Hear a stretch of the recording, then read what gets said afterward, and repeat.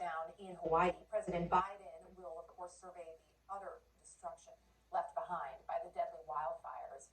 This, as the mayor of Maui says, 850 people are still believed to be missing. Teams on the ground are working as quickly as they can to identify the remains that have been found. CNN's Bill Weir is in Maui. So, Bill, there was some initial criticism over the last few days about that initial response. What is the feeling? What are you hearing from people there ahead of the president's arrival? It's really a mix. You get people who don't want him to come. They're frustrated by the federal response early on. There's others who are very grateful to have the federal response. I just witnessed the most amazing couple here, Matt and Shawnee Schweitzer. Take a look at this. They just set up crosses along the Lahaina bypass because they wanted the president to just get some sense of the loss.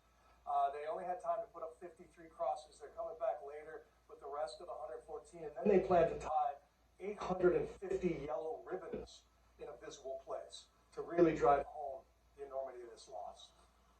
I mean, that number is something. When I saw that this morning, it really struck me. I know you've been speaking to so many folks there too, who, as they look forward to this rebuilding, what that can mean. There's a lot of genuine concern about history repeating itself there as they try to rebuild. Yeah, absolutely. I mean, the average tourist who comes to this beautiful place may not know the uncomfortable history of this place in relation to federal authority, but it really helps set the context for what they're going through right now. Here's a look. Just the missing souls on the worried minds of Hawaiians for how and when they'll rebuild.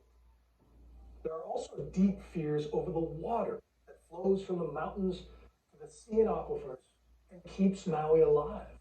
There has been a great deal of water conflict on Maui for many years. It's important that we're honest about this. People have been fighting against the release of water to fight fires. I'll leave that to you to explore. Okay, let's do it. Let's start with the American and European plantation owners who arrived in the mid-1800s to get rich growing sugar, and over the generations diverted water from countless farms like this.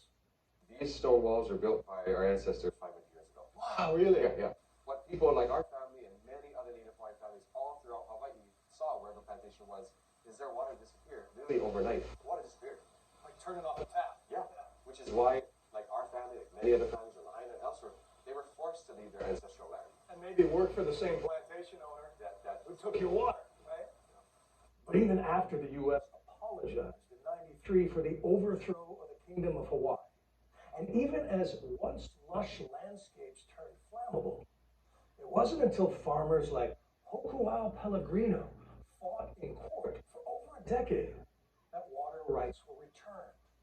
Even in our oceans, because fresh water feeds those nearshore fisheries and grows the seaweed, the limu, for the small fry, for our turtles, and other, important fishes. That's all coming back now that the waters are flowing to the ocean.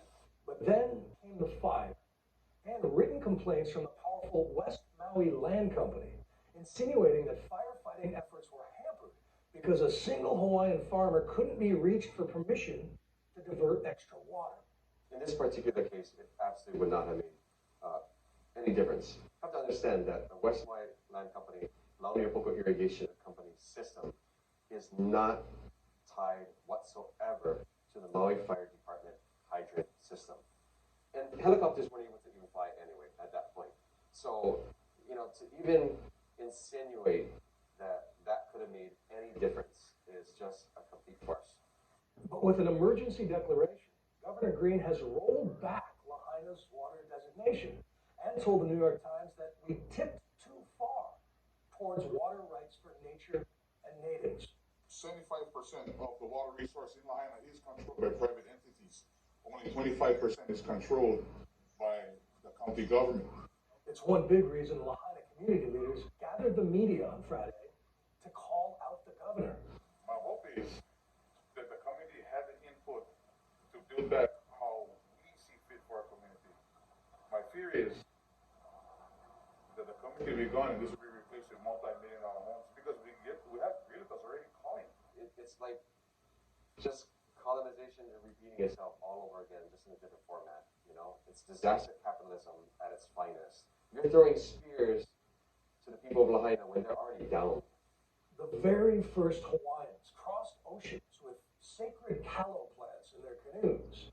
And Pellegrino is now using descendants of those plants to make poi for President Joe Biden's welcome lunch. But he says this kind of aloha can only last if there's enough water for every living thing. The West Maui Land Company did not return a call for comment. The president is expected to be on the ground here in Lahaina within the hour. Land and water will be constant themes he'll be hearing all day. Erica. Yeah, and questions that need to be answered for that next step. Bill, great as always. Really appreciate it. Thank you. We will have more on President Biden's visit